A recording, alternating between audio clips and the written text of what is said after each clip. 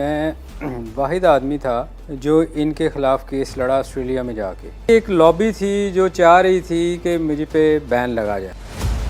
मैं जब बॉलिंग करवाने वसीम को देने जाता था ना बॉल, तो ये बॉल मुझसे छीनता था यूं करके।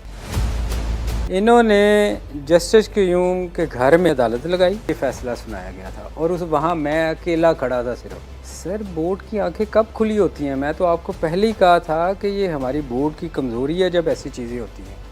जो बकौल ताउर रहमान के ये सारा कुछ जो कहते हैं खालिद महमूद साहब कि अगर वो उस वक़्त ना करते ये हरकत तो शायद आज डिफरेंट सिनेरियो होता है।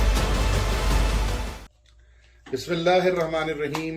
बहुत अरसे के बाद आप लोगों से मुलाकात हो रही है और जो कुछ पाकिस्तान के सियासी उफ़क़ पे पिछले चंद हफ्तों में हो रहा था उस पर गालिब मुझे बड़े याद आए कि होता है शब व रोज़ तमाशा मेरे आगे। इसका पहला मिसरा था कि बाज़ीचा अतफाल है दुनिया मेरे आगे। लेकिन पाकिस्तान में तो 74 साल से हो रहा है। मैं नहीं चाहता कि सियासी मौजू पे आपसे बात करूं, क्योंकि मैं समझता हूं कि इससे दूरियां बढ़ती हैं और मोहब्बतें कम होती हैं। लेकिन न्यूट्रल रहना इस्लाम में भी गलत है और अखलाकी तौर पे भी गलत है और माशरती तौर पे भी गलत है। तो मैं हरगिज न्यूट्रल नहीं हूं। इम्पोर्टेड हुकूमत नामंजूर और इसकी बेशुमार वजूहात मेरे पास है, लेकिन इसका हरगिज ये मतलब नहीं है कि अगर आप उससे इख्तलाफ करते हैं तो फिर आप गलत हैं और मैं सही हूं, या मैं सही गलत हूं और आप सही हैं। मैं एक राय रखता हूं जिस तरह से लाखों करोड़ों पाकिस्तानी इंपोर्टेड हुकूमत नामंजूर कहते हैं, मैं भी मुसलसल इंपोर्टेड हुकूमत नामंजूर के नारे लगाने के लिए तैयार हूं और इंशाअल्लाह ताला पाकिस्तान अब बेहतरी की तरफ जाएगा। वो कहते हैं ना अंग्रेजी में, it can get worse than this, तो इससे ज्यादा बुरा तो नहीं हो सकता ना। अब इंशाअल्लाह ताला हर चीज बेहतरी की तरफ जाएगी, क्योंकि पाकिस्तान इस दुनिया का महवर है। पाकिस्तान इस पूरे के पूरी दुनिया, पूरे ग्लोब के अंदर अगर सबसे अहम कोई मुल्क है तो वो पाकिस्तान है। जो कोहिनूर का हीरा है इस दुनिया की जमीन के ऊपर, वो पाकिस्तान है। उसकी वजह यह है कि वो पाकिस्तानी है जो पूरी दुनिया को जोड़ के रखता है। और पाकिस्तान का स्टेबल होना, पाकिस्तान का खूबसूरत होना, पाकिस्तान का तरक्की करना न सिर्फ पाकिस्तान के लिए जरूरी है बल्कि पूरी दुनिया के लिए जरूरी है। और इंशाअल्लाह ताला आने वाला वक्त ये बात साबित कर देगा कि आइंदा आने वाली सदी और आइंदा आने वाली मजीद सदियां पाकिस्तान के नाम है इंशाअल्लाह। बहुत शुक्रिया। आगे चलते, क्रिकेट पे बात होगी आज। पाकिस्तान की क्रिकेट टीम के खिलाड़ी इस वक्त जो हैं वो काउंटी खेल रहे हैं, बहुत अच्छा खेल रहे हैं, बहुत अच्छा परफॉर्म कर रहे हैं। रिजवान अच्छा खेल रहे हैं, बाबर हैं वहां पर, मोहम्मद अब्बास हैं, शान मसूद हैं। लेकिन मसला ये है कि ये लड़के वहां की कंडीशंस में जिस तरह से खेल रहे हैं उससे मुझे न सिर्फ खुशी हो रही है बल्कि देखकर थोड़ा सा अफसोस भी ये हो रहा है कि बाकी खिलाड़ी वहां पर काउंटी क्यों नहीं खेल रहे। और भी बहुत से लड़के खेल सकते हैं जिनको इस तरह की ग्रूमिंग और इस तरह की ट्रेनिंग की जरूरत है। लेकिन इंशाअल्लाह ताला सिलसिले चल निकले हैं। मुझे उम्मीद है कि आइंदा चंद सालों के दौरान पाकिस्तान के मजीद खिलाड़ियों को ये मौका मिलेगा। और जिस तरह पाकिस्तान के ये खिलाड़ी पाकिस्तान का लोहा मनवा रहे हैं, चाहे वो Hasan Ali player of the month का अवार्ड जीत जाएं, या फिर रिजवान बेहतरीन परफॉर्मेंस दें, या बाबर दें, या शाहीन शाह अफरीदी दें, बकिया खिलाड़ी भी आके इसी तरह देंगे। जब बात निकली है पाकिस्तान क्रिकेट टीम की, तो मैं जिक्र करता चलूं कि इस साल पाकिस्तान को T20 वर्ल्ड कप खेलना है।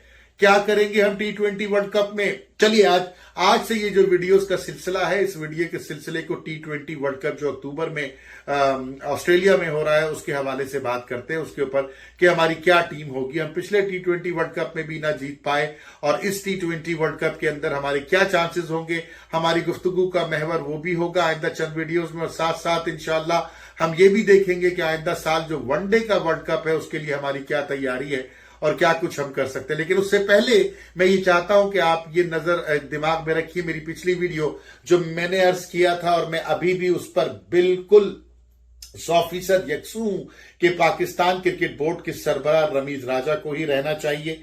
रमीज राजा ने बेहतरीन काम किए हैं और करने की कोशिश कर रहे हैं। कोई इंसान इस दुनिया में मुकम्मल नहीं होता और गलतियां सब करते हैं, लेकिन फर्क सिर्फ इतना है अच्छे और बुरे लोगों में कि अच्छे वो लोग होते हैं जो गलतियों से सीखते हैं। मैं ये समझता हूं कि रमीज राजा ने पाकिस्तान के परचम को बुलंद किया है और इंशाअल्लाह उनको 3 साल 5 साल का वक्त मिलना चाहिए जिसमें कि वो पाकिस्तान क्रिकेट का विजन जो वो लेके निकले हैं उनको पूरा करने का पूरा पूरा मौका मिलना चाहिए, क्योंकि बहरहाल उम्मीद तो यही करते हैं हम इंशाल्लाह। इंपोर्टेड हुकूमत नामंजूर, चंद दिनों की बात है इंशाल्लाह, और इन चंद दिनों के बाद रमीज राजा जो है वो भी सुकून का सांस लेंगे। पिछले महीने 1.5 महीने से काफी परेशान रहे होंगे वो, जिस तरह से पाकिस्तान के करोड़ों लोग बेचैनी से और बेकरारी से और बेताबी से जो है इंतजार कर रहे हैं कि आइंदा की हुकूमत आए और इंपोर्टेड हुकूमत नामंजूर, और आइंदा हुकूमत 5 साल तक पाकिस्तान पर हुकूमत करे। इंशाल्लाह ताला रमीज राजा को पूरा मौका मिलेगा अपनी सलाहियतें दिखाने का। T20 वर्ल्ड कप में की तैयारियां 4-5 महीने रह गए हैं। हमारी टीम क्या होनी चाहिए, मुझे ये बताइए कि पाकिस्तान के खिलाड़ी कौन से होंगे। जिनको मैं देख सकता हूं वो बहुत ही चीदा चीदा लोग हैं, जिसमें रिजवान और बाबर और शायद एक आध लड़के के अलावा बैटिंग लाइन में मुझे कोई नजर नहीं आता। इसके ऊपर क्या फोकस किया जा रहा है, इसकी क्या तैयारी की जा रही है। हमने PSL से कौन कौन से लड़के निकाले। मैंने जिन लड़कों के नाम देखे तो खुशदिल शाह का देखा हमने PSL के अंदर, हुसैन तलब ने अच्छी परफॉर्मेंस दी PSL के अंदर। इसी तरह से लड़के 2-4-5 लड़के इधर से उधर से निकल कर आए हैं, लेकिन क्या वो इंटरनेशनल क्रिकेट का प्रेशर सह सकते हैं, क्या वो पाकिस्तान की नुमाइंदगी करने की सलाहियत रखते हैं। क्योंकि पाकिस्तान का मसला T20 वर्ल्ड कप में वही है जो पिछले कई सालों से चला आ रहा है, और वो मसला है मिडिल ऑर्डर का। क्योंकि ना तो हफीज होंगे, ना शोएब मलिक होंगे, ये ना सरफराज होंगे। जब ये 3 लड़के आपके मिडिल ऑर्डर से निकल जाएंगे तो फिर इनको रिप्लेस कौन करेगा। मैं अरबाब इख्तियार से ये सवाल करता हूं और आपकी राय इस मामले में चाहता हूं कि हफीज का कौन सा रिप्लेसमेंट हमारे पास तैयार है। क्योंकि हफीज ने तो क्रिकेट को खैरबाद कह दिया, शोएब मलिक ने क्रिकेट को खैरबाद कह दिया। अब क्या होगा। हमारे पास 4-5 महीने हैं और हमें इस मिडिल ऑर्डर को तैयार करना है। वेस्ट इंडीज की टीम आ रही है, एशिया कप आ रहा है, इसी तरह जिम्बाब्वे का टूर है। हमें नए लड़कों को जो हमने PSL में ढूंढे हैं, और इमामुल हक जैसे लड़के हैं जो यकीनन T20 नहीं खेल पाए बहुत ज्यादा, लेकिन उनको हमें शायद ट्राई करना पड़े मिडिल ऑर्डर के अंदर। फखर जमान को मजीद मौका दिया जाए, मजीद उसको निखारा जाए, संवारा जाए, क्योंकि ऑस्ट्रेलिया में ये T20 है। ऑस्ट्रेलिया की जब बात निकली है तो मैं ये भी बताता चलूं कि ये बाउंड्री लाइन छोटी नहीं होगी। ऑस्ट्रेलिया की बाउंड्री लाइन बहुत बड़ी होगी। तो वो छक्के जो हम दुबई में आराम से मार लिया करते थे, ऑस्ट्रेलिया में बाउंड्री पे कैच हो जाएंगे। तो ये वो 3-4 चीजें जो दिमाग में रखने की कि हमें मिडिल ऑर्डर की जरूरत है, हमें हार्ड हिटर्स की जरूरत है। मोहम्मद आसिफ बेहतरीन हिटिंग उन्होंने की UAE के अंदर, वक्त पे आके अफगानिस्तान का मैच भी जितवाया, अल्हम्दुलिल्लाह न्यूजीलैंड का मैच भी जितवाया। हिंदुस्तान के मैच में खातिर खा वो उनकी बैटिंग ही ना आई, लेकिन ऑस्ट्रेलिया के मैच में भी कोशिश उन्होंने की।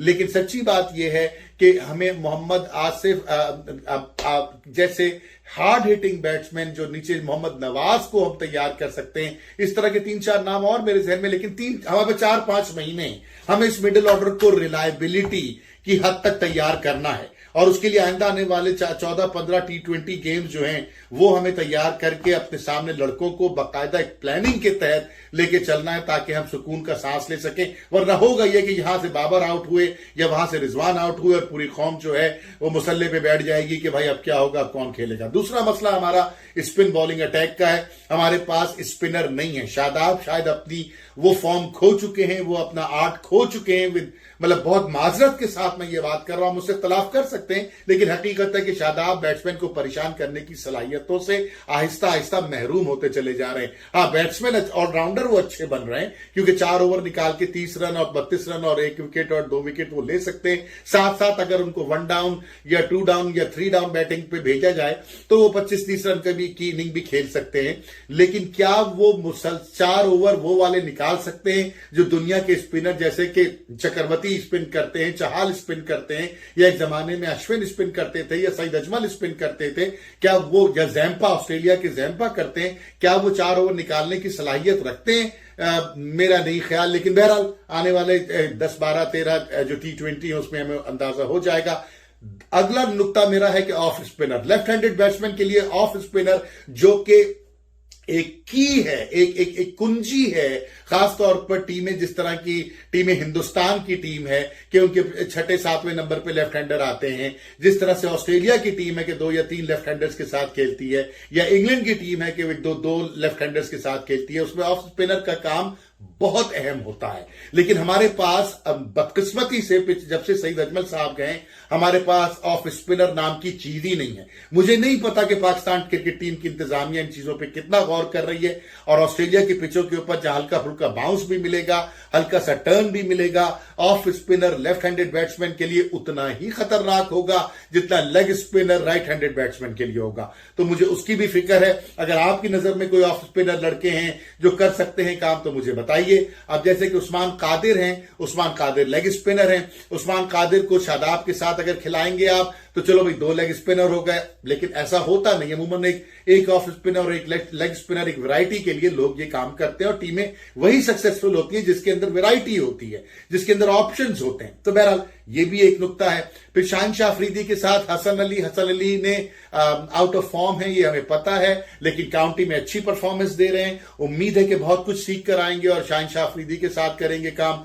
अब जो सवाल पैदा होता है वो है हारिस रऊफ का। अब हमारे पास हारिस रऊफ, हसन अली, शाहिनशाह अफरीदी, या इस तरह से आप एक आध दो नाम, और मोहम्मद हसनैन का नाम ले लें, आप धानी का नाम ले लें। क्या धानी को हम तैयार नहीं कर सकते T20 के लिए? बिल्कुल कर सकते हैं, लेकिन उसको बल्ला भी चलाना आना चाहिए, उसकी फील्डिंग पे भी काम करना है। तो मेरी नजर में इस वक्त सिर्फ 2 बॉलर, फास्ट बॉलर पाकिस्तान के पास हैं। एक शाहिनशाह अफरीदी मौजूद है और एक ले दे के हारिस रऊफ मौजूद है। हारिस रऊफ का मसला वही है कि जितनी जोर से मैं गेंद कराऊंगा शायद मेरी कामयाबी उसी में है, लेकिन थोड़ा सा उसको समझना पड़ेगा, संभलना पड़ेगा और सीखना पड़ेगा कि बैट्समैन के साथ कैसे खेला जाता है। बात निकली बैट्समैन के साथ खेलने की, तो मैं दोबारा ये बात कहूंगा आप लोगों से कि पूरे पाकिस्तान के अंदर अगर कोई जादूगर है जो बैट्समैन के साथ खेलता है, बॉल को हाथ में लेकर के एक ही रिस्ट पोजीशन से इन स्विंग और आउट स्विंग करता है, वो है मोहम्मद आसिफ। जब अगर बात चोरी की है, अगर बात धोखाधड़ी की है, अगर बात मैच फिक्सिंग की है, तो पाकिस्तान के बोर्ड से लेकर के पाकिस्तान की क्लब क्रिकेट तक